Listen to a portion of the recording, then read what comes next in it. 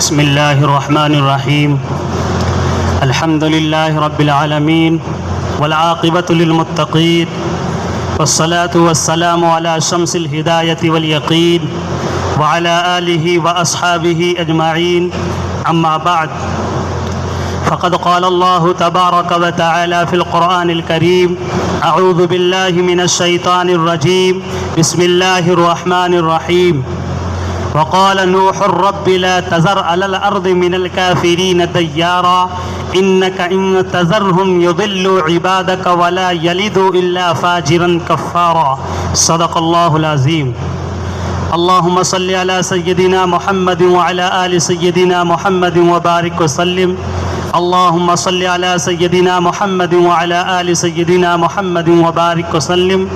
اللهم صل على سيدنا محمد وعلى آل سيدنا محمد وبارك وسلم.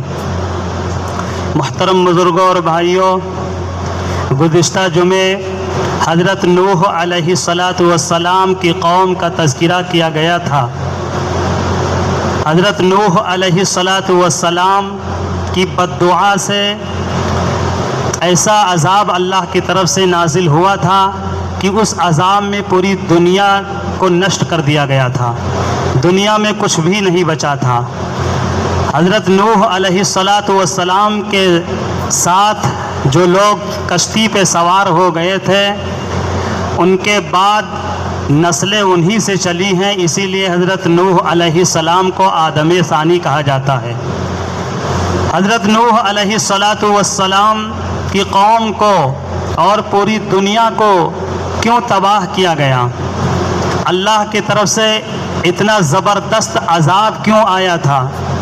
گزشتہ جمعے اس کی طرف اشارہ کیا جا چکا ہے کہ دو چار چیزوں کی وجہ سے.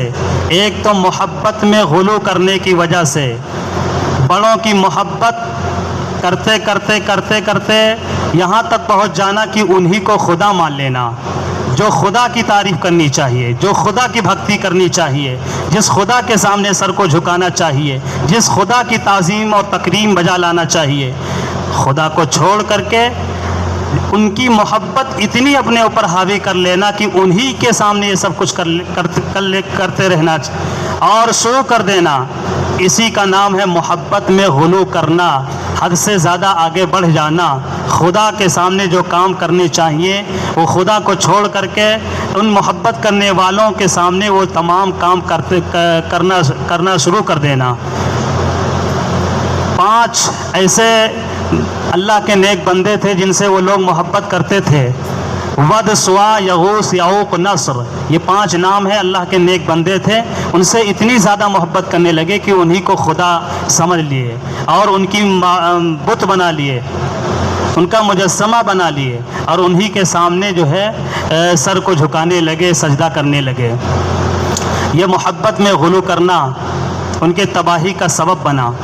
اور دوسری چیز ہٹ دھرمی، صحیح چیز جانتے ہوئے بھی اپنے انا پر قائم رہنا، اپنی گردن اونچی رکھنا کہ ہم ہی صحیح ہیں، ہمارے علاوہ لوگ غلط ہیں اور ہم کیوں مانیں کسی کی بات جب ہم ہی صحیح ہیں. صحیح چیز آنے کے بعد بھی تسلیم نہ کرنا، صحیح بات سامنے آ جانے کے بعد بھی اپنی ہی بات پر اڑے رہنا، اس کا نام ہٹ دھرمی ہے. ہٹ دھرمی بھی ایسا گناہ ہے جس گناہ میں وہ لوگ ملوث تھے اور اس کی وجہ سے ان کو تباہ کر دیا گیا، برباد کر دیا گیا. 2 باتیں ان کی اور ہیں. ایک بات انہوں نے یہ حضرت پیغمبر سے کی تھی کہ آپ کے پاس جو غریب مسلمان ہیں، غربا ہیں، جو محتاج ہیں، لاچار ہیں، ان کو اپنے پاس سے ہٹا دیجئے، ہم مسلمان ہو جائیں گے، ہم آپ کے پاس آ جائیں گے. اور ایسا ممکن ہی نہیں ہے، ایسا ہو ہی نہیں سکتا. اللہ تبارک و تعالیٰ کی جانب سے یہ صاف اعلان ہے کہ جو آپ پر ایمان لے آئے ہیں وہ غریب ہیں، کچھ بھی ہیں، وہ ایمان کی دولت سے مالا مال ہو چکے ہیں. دنیا کی کوئی بھی دولت ان کے ایمان کا مقابلہ نہیں کر سکتی. ایمان نہ لائیں ان کا نقصان ہے. لیکن یہ غربا، یہ غریب لوگ آپ کے پاس سے نہیں جائیں گے، آپ ہی کے پاس رہیں گے. اور ان کی یہ بھی بات تھی پیغمبر سے کہ اگر آپ مال چاہتے ہیں، دولت چاہتے ہیں، دنیا کی کوئی اور چیز سامان چاہتے ہیں تو ہم آپ کو دینے کے لیے تیار ہیں، لیکن ہم لوگوں کو سمجھانا چھوڑ دیجئے، خدا کی طرف بلانا چھوڑ دیجئے۔ حضرت نوح علیہ السلام نے صاف جواب دیا تھا، وَيَا قَوْمِ لَا أَسْأَلُكُمْ عَلَيْهِ مَالًا، کہ ہم جو یہ محنت کر رہے ہیں، یہ دعوت کا کام کر رہے ہیں، ایک خدا کی طرف جو بلا رہے ہیں، اس کا کوئی مقصد دولت کمانا نہیں ہے، کوئی لالچ نہیں ہے، کوئی حرص نہیں ہے، ہمیں پیسہ نہیں چاہیے۔ ہم چاہتے ہیں کہ تم کامیاب ہو جاؤ، تم فلاح پا جاؤ، اللہ کے عذاب سے بچ جاؤ۔ ایک خدا سے ڈرا رہا ہوں، خدا کے عذاب سے ڈرا رہا ہوں، لیکن وہ قوم باز نہیں آئی۔ حضرت نوح علیہ السلام 950 سال تک سمجھاتے رہے، ایک صدی گزر گئی، وہ لوگ مر گئے، ان کے بچے بڑے ہو گئے۔ نوح علیہ السلام امید لگائے ہوئے ہیں کہ وہ لوگ ایمان نہیں لائے، ہو سکتا ان کی نئی پیڑھی، نئی نسل، ان کے بچے ایمان لائے، بچے بھی بڑے ہو گئے، بڈھے ہو گئے، وہ بھی مر گئے، وہ بھی نہیں ایمان لائے۔ تیسری نسل آئی، ان سے امید لگائے، وہ بھی بڑے ہوئے، بڈھے ہوئے، وہ بھی مر گئے۔ 9 پیڑھی گزر گئی، 950 سال تک ان کے بچوں کے بچوں کے بچوں کو سمجھاتے رہے کہ ہو سکتا کبھی ایمان لے آئے، لیکن نہ ایمان لانا تھا، نہ وہ لوگ ایمان لائے۔ آخر اللہ کی طرف سے حضرت نوح علیہ السلام کو بتایا گیا کہ پیغمبر اب کوئی ایمان لانے والا آپ پر نہیں ہے، اللہ نے بتا دیا اب کوئی ایمان نہیں لائے گا۔ پھر حضرت نوح علیہ السلام کا پارا گرم ہوا، پیغمبر کو غصہ آیا، 950 سال سمجھاتے رہے، امید لگاتے رہے کہ ہو سکتا آج نہیں تو کل، یہ نہیں تو ان کی نسل ایمان لے آئے، لیکن جب اللہ نے یہ بتا دیا کہ پیغمبر اب کوئی ایمان لائے گا نہیں، تو حضرت نوح علیہ السلام کا غضب بھڑک اٹھا اور ایسی بددعا کی کہ ایسی بددعا کسی پیغمبر نے نہیں کی ہے۔ حضرت نوح علیہ السلام نے جو بددعا کی، پیغمبر حالانکہ بددعائیں نہیں کرتے ہیں، لیکن کبھی کبھی ایسے ماحول بن جاتا ہے، ایسے حالات آ جاتے ہیں کہ بددعائیں کرنے پر مجبور ہو جاتے ہیں۔ حضرت نوح علیہ السلام سے انہوں نے مطالبہ کیا تھا کہ کیا ہم کو سمجھا رہے ہو، بار بار خدا کے عذاب سے ڈرا رہے ہو، اگر خدا کا عذاب سچ میں آ جائے گا تو لے آؤ، خدا کا عذاب لے آؤ، ہم مقابلہ کر لیں گے خدا کے عذاب کا۔ اس طرح کی وہ باتیں کرتے تھے، چیلنج کرتے تھے پیغمبر سے۔ حضرت نوح علیہ السلام نے ایسی بددعا کی، وقال نوح رب لا تذر على الارض من الكافرين ديارا انك ان تذرهم يضلوا عبادك ولا يلدوا الا فاجرا كفارا۔ یہ حضرت نوح علیہ السلام کی بددعا ہے کہ جب اللہ کی طرف سے یہ پتہ چل گیا کہ اب کوئی ایمان لانے والا نہیں ہے، ان سے مایوس ہو گئے، لوگوں سے بالکل مایوس اور نا امید ہو گئے، تو دعا مانگی، بددعا کی حضرت نوح علیہ السلام نے، وقال نوح رب لا تذر علی الارض، روئے زمین پر کسی کافر کو نہ آپ چھوڑیے، سب کو تباہ کر دیجئے، سب کو ختم کر دیجئے، آپ کو جو نہ ماننے والا نہیں ہے، آپ کے سامنے جو سر کو نہیں جھکاتا ہے، سب کو ختم کر دیجئے، صرف آپ کے جو ماننے والے ہیں ان کو باقی رکھیے۔ اور اس کے آگے بڑھ کر کے حضرت نوح علیہ السلام نے یہ دعا بھی مانگی، انک ان تذرہم یضلوا عبادک ولا یلدوا الا فاجرا کفارا، اگر آپ ایک کافر کو بھی اگر ہوئے زمین پر چھوڑتے ہیں، ایک خدا کا منکر آپ کو نہ ماننے والا اگر چھوڑ دیں گے، اس کو نہیں ختم کریں گے، تو اس کی جو نسل ہوگی وہ نسل بھی آپ کو نہیں مانے گی، وہ بھی آپ پر ایمان نہیں لائے گی، یعنی ان کی نسلوں کو ہی ختم کر دیجئے، ان تمام کو ختم کر دیجئے۔ حضرت نوح علیہ السلام کی یہ بددعا، وہ چونکہ مستجاب الدعوات تھے، پیغمبر تھے، پیغمبر خدا کے چہیتے ہوتے ہیں، اللہ تبارک و تعالی نے ان کی بددعا کو قبول فرمایا، اور اللہ تبارک و تعالیٰ کے جانب سے حکم ہوا کہ کشتی تیار کیجئے، وَاصْنَعِ الْفُلْكَ، کشتی تیار کیجئے۔ حضرت نوح علیہ السلام نے فرمایا کہ کشتی تو ہم جانتے نہیں بنانا، اللہ تبارک و تعالیٰ نے فرمایا وَاصْنَعِ الْفُلْكَ بِأَعْيُنِنَا وَوَحْيِنَا وَلَا تُخَاطِبْنِي فِي الَّذِينَ ظَلَمُوا، کہ آپ کشتی ہماری نگرانی میں تیار کیجئے، ہم جیسے جیسے بتائیں اسی اعتبار سے لکڑی کو کاٹ کاٹ کر کے جوڑیے۔ کشتی کے موجد پیغمبر حضرت نوح علیہ السلام ہیں. جو آج کشتیاں دیکھ رہے ہیں ان کے بانی حضرت نوح علیہ السلام ہیں. دنیا میں جتنی چیزیں، دنیا میں جتنی نئی نئی مشینیں، نئی نئی چیزیں ایجاد ہوئی ہیں، اگر قرآن کا مطالعہ کریں، معارف القرآن کو اگر کھول کر کے پڑھیں تو اندازہ ہوتا ہے ان سب کے موجد اور بانی سائنس نہیں ہے. سائنس بڑے بڑے وگیانکوں نہیں ہے، بلکہ کوئی نہ کوئی پیغمبر ہے. حضرت آدم علیہ السلام نے پہیے کا ایجاد کیا ہے، چونکہ ان کو کھیتی باڑی کاشتکاری کا اللہ تبارک و تعالیٰ سے حکم ملا تھا کہ کھیتی باڑی کریے حضرت آدم علیہ السلام کو، اور سامان لادنے ڈھونے کے لیے ضروری ہے کہ کوئی ایسی کوئی گاڑی ہو جس کے اوپر لاد کر لے جایا جائے. تو پہیے کا ایجاد جو حضرت آدم علیہ السلام نے کیا ہے، آج تک جو بھی گاڑی بنی ہے، جس طرح بھی گاڑی بن رہی ہے، بنے گی آگے، اس طرح کتنا بھی ڈیولپ ہو گیا، کتنی بھی ترقی دنیاوی اعتبار سے سائنس نے مادی اعتبار سے ترقی کر لیا ہے، لیکن ہر گاڑی میں پہیے کا ضرور وجود ہے. پہیے کے ذریعے ہی گاڑی چلتی ہے. کوئی بھی ٹرین، یہاں تک کہ پلین، کوئی بھی گاڑی دیکھ لیں اس میں یہ پہیے کا بانی حضرت آدم علیہ السلام ہے. حضرت داؤد علیہ السلام لوہے کے کاریگر تھے، لوہار تھے، زرہ بنایا کرتے تھے لوہے کے ذریعے سے. حضرت شعیب علیہ السلام بڑے بزنس مین تھے. کوئی نہ کوئی پیغمبر ان کو مطالعہ کریں تو کوئی کسی نہ کسی چیز کا موجود بانی وہ ہے، ان کے ذریعے سے آغاز ہوا ہے اس چیز کا بننا. انسان تو بالکل مجبور محض ہے، اللہ تبارک و تعالیٰ کے جانب سے ہدایت کا ہر اعتبار سے ہر موڑ پہ محتاج ہے انسان.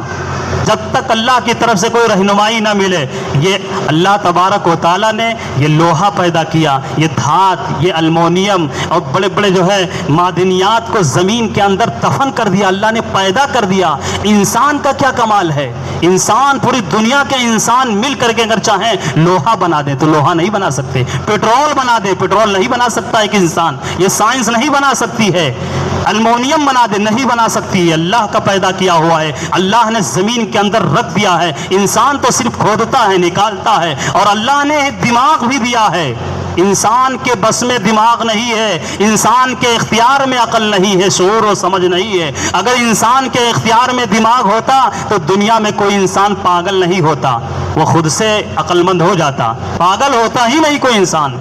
یہ اللہ کی کاریگری ہے، یہ اللہ کی قدرت کے کرشمے ہیں. اللہ جیسے چاہ رہے ہیں انسان کو چلا رہے ہیں. اللہ تبارک و تعالیٰ نے سائنس کو دماغ دیا، ان کو سمجھنے کی صلاحیت دی، عقل سے نوازا. انہوں نے غور کیا، دماغ لگایا. قرآن کے ذریعے سے ان کو ہدایت ملی. یہ بڑے بڑے جو پہاڑ ہیں، یہ بڑے بڑے جو یہ سورج ہیں، یہ چاند ہیں، یہ ستارے ہیں، یہ سیارے ہیں، اور یہ جو مریخ ہے، اور تمام کائنات کی جو بڑی بڑی چیزیں ہیں جن کو تم خدا سمجھ رہے ہو، جن کو تم اپنا معبود سمجھ رہے ہو، یہ تمہارے کام کے لیے پیدا کیے گئے ہیں، تمہاری خدمت کے لیے. اللہ نے فرمایا قرآن میں کہ یہ تمہاری خدمت کے لیے بنائے گئے ہیں. تب انسان بیدار ہوا اور جاگا کہ جب یہ ہمارے خدا نہیں ہیں تو ان میں غور کرنا شروع کر دیا، کھود کوریب کرنا شروع کر دیا، ان میں دماغ لگانا شروع کیا. پھر سائنس نے ترقی کیا، اللہ کی طرف سے دی ہوئی زمین کے اندر چیزوں میں اور اللہ کی طرف سے دی ہوئی دماغ کے ذریعے استعمال کیا. پھر انسان نے ترقی کیا.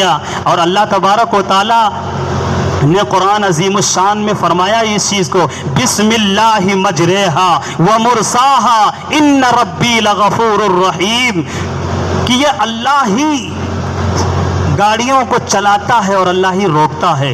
والخیل والبغال والحمیر لترکبوها وزینا ویخلق ما لا تعلمون. یہ قرآن پڑھیں، قرآن کی صورتوں اور آیتوں کو پڑھیں. اللہ تبارک و تعالیٰ نے فرمایا والخیل والبغال والحمیر، یہ گدھا، یہ خچر، یہ گوڑھا، یہ گھوڑا جو ہم نے پیدا کیے. پہلے یہ تمام چیزیں سواری کی چیزیں تھیں، آج ان کو ہم معیوب سمجھتے ہیں. کوئی معیوب نہیں ہے، اللہ کے پیدا کردہ جانور ہیں. ان کے ذریعے سے خدمت لیا جاتا ہے، کام لیا جاتا ہے، انسان کا کام چلتا ہے گھوڑا، گدھا، خچر کے ذریعے سے. اللہ نے قرآن میں ان کا تذکرہ بھی کیا ہے کہ یہ دیکھو ہم نے پیدا کر دیا ہے اور تمہارے تابع کر دیا ہے. یہ بڑی بات ہے، ورنہ گھوڑے کا مقابلہ کوئی انسان نہیں کر سکتا.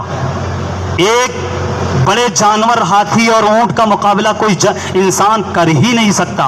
اس کی کتنی طاقت ہے, 50 انسانوں کے اس سے بھی زیادہ طاقت ایک گھوڑے اور ایک جانور کے اندر اللہ نے دی ہے. کوئی کنٹرول کر ہی نہیں سکتا. یہ خدا کی کاریگری ہے. خدا نے خود قرآن میں اللہ نے فرمایا ہے کہ یہ ہماری کاریگری, ہم نے تمہارے تابع کر دیا ہے.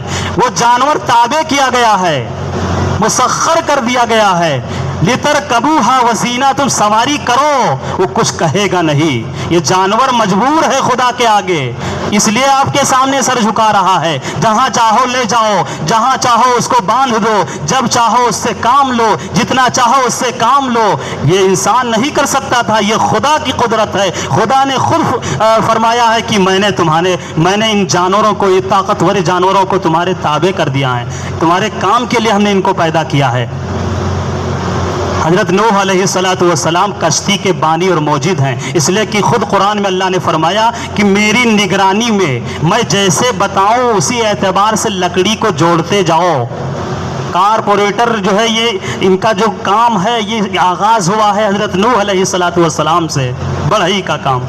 وقال, اللہ نے فرمایا وَاصْنَعِ الْفُلْكَ بِأَعْيُنِنَا وَوَحْيِنَا, جیسے جیسے میں بتاتا جاؤں اسی اعتبار سے کشتی بناتے جاؤ. حضرت نوح علیہ السلام کشتی بنا رہے تھے اور قوم کے لوگ مذاق اڑا رہے تھے. یہ کشتی کو چلاؤ گے کہاں, پانی کا وہ کہیں دور دور تک وجود نہیں ہے, کہاں چلاؤ گے؟ پہاڑوں پر اڑاؤ گے یا آسمان اور فضاؤں میں اڑاؤ گے؟ مذاق اڑاتے تھے. حضرت نوح علیہ السلام صبر کرتے تھے اور کشتی بناتے رہتے تھے.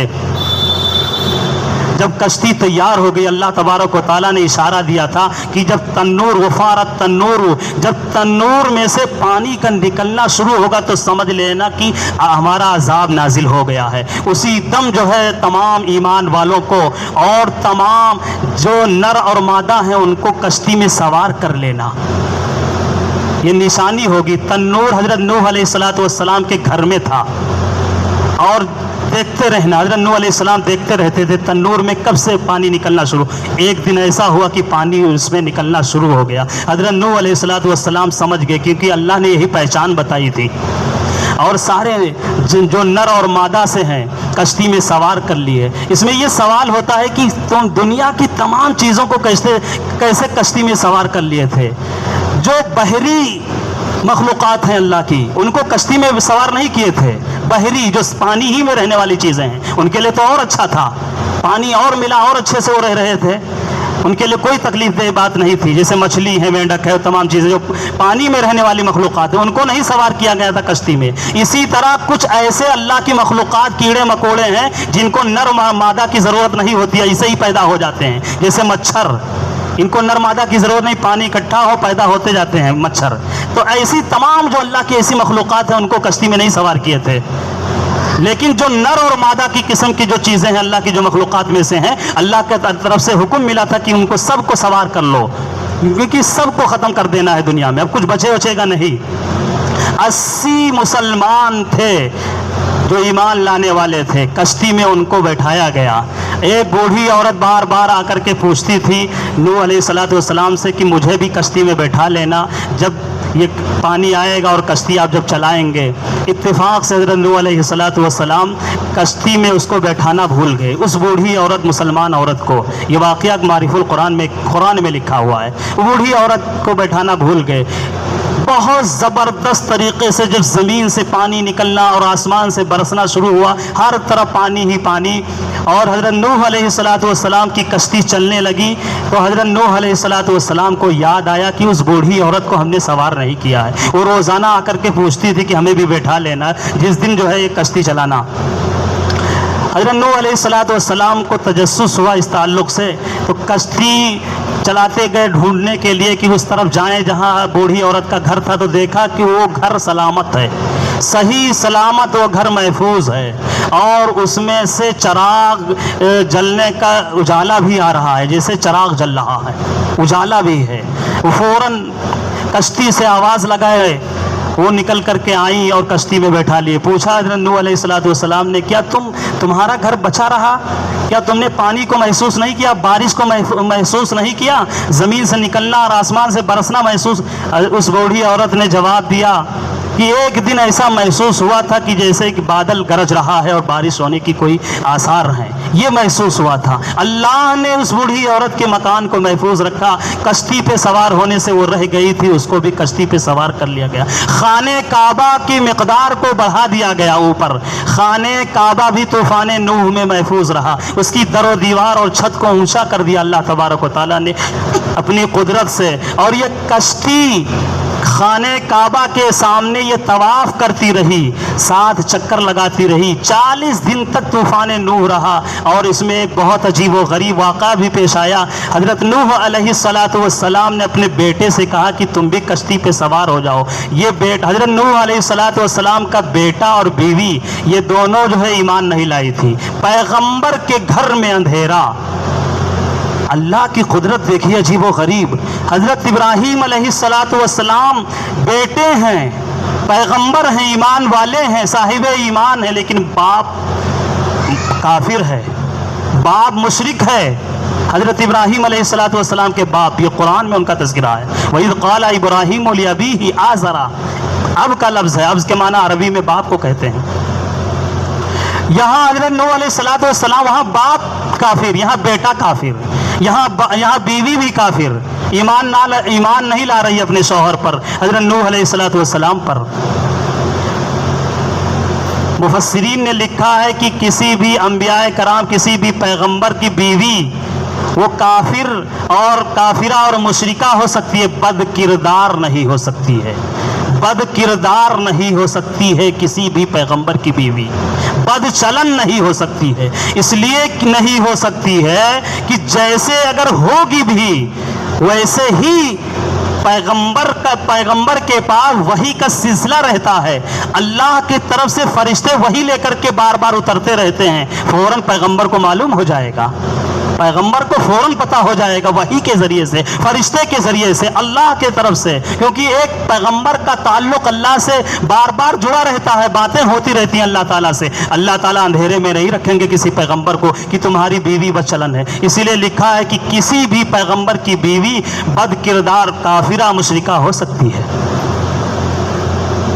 اور سورہ نور پڑھیں گے تو حضرت عائشہ صدیقہ رضی اللہ عنہا کے تعلق سے جو منافقوں نے ایک الزام لگایا تھا، اس پورے الزام کی تحقیقات اور پوری تفصیلات کو قرآن میں اللہ تبارک و تعالیٰ نے آیتوں کے ذریعے سے نازل فرما کر کے قیامت تک کے لوگوں کو بتا دیا کہ یہ دیکھو پیغمبر کی بیوی، ہر پیغمبر کی بیوی پاک دامن ہوتی ہے، صاف ہوتی ہے، نیک ہوتی ہے، کیونکہ اللہ تعالیٰ بتا دیں گے پیغمبر کی بیوی کے تعلق سے۔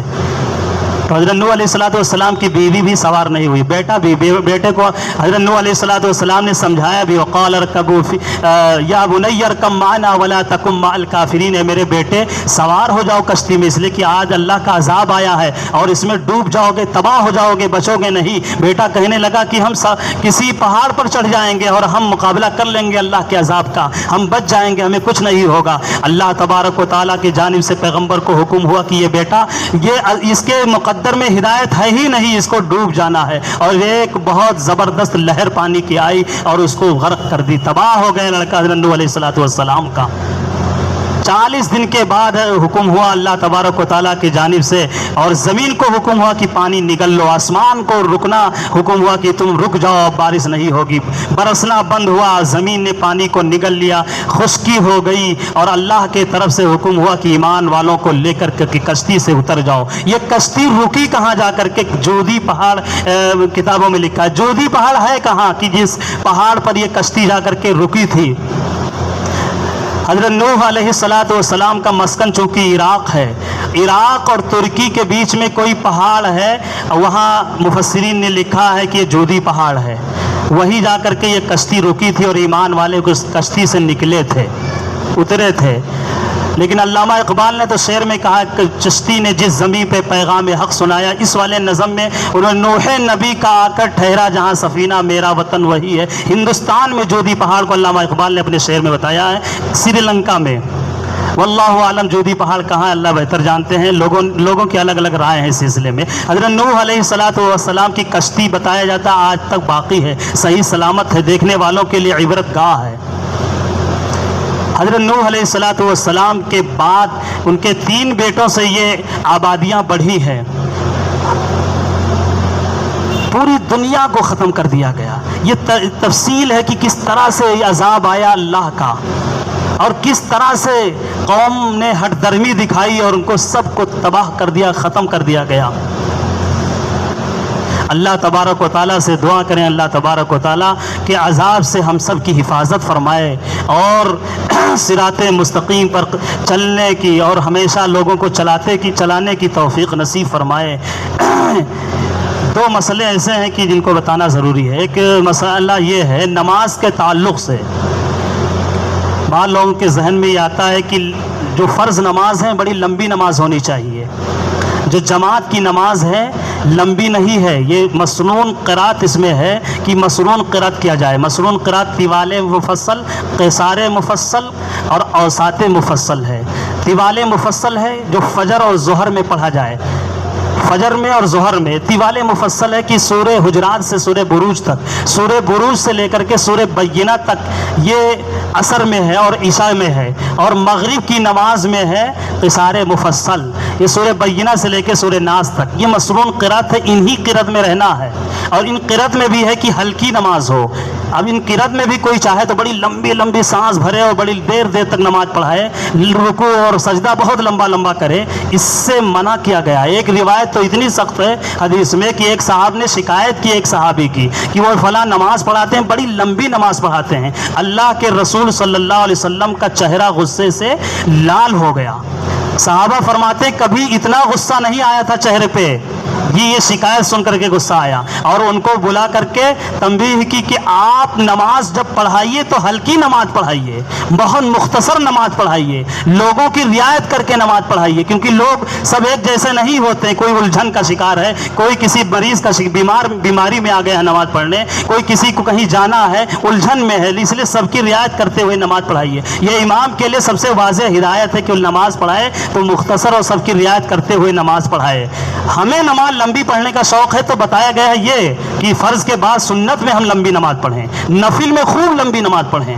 رات میں اللہ کے رسول صلی اللہ علیہ وسلم جب نماز پڑھتے تھے نفل نماز تو پاؤں سوج جاتا تھا، یہ نفل نماز ہے۔ جب ہم خود نماز پڑھیں تو خوب لمبی لمبی نماز پڑھیں، لیکن امام کے لیے جو واضح ہدایت ہے، خود سب سے امام اعظم حضرت حضور صلی اللہ علیہ وسلم امامت فرماتے تھے تو صحابہ فرماتے ہیں بہت مختصر اور لوگوں کی رعایت کرتے ہوئے نماز پڑھاتے تھے۔ یہ اصل چیز ہے کہ مختصر نماز، جتنی مختصر ہو سکتی ہے نماز، یہ مسنون ہے۔ اس میں بالکل تحقیق کے ساتھ یہ بات کی جا رہی، چونکہ میرا فرض بنتا ہے کہ میں اللہ نے جو ہے علم دیا ہے تو اس کو آپ کے سامنے رکھوں، اس روشنی میں بتاؤں، اجالا دکھاؤں۔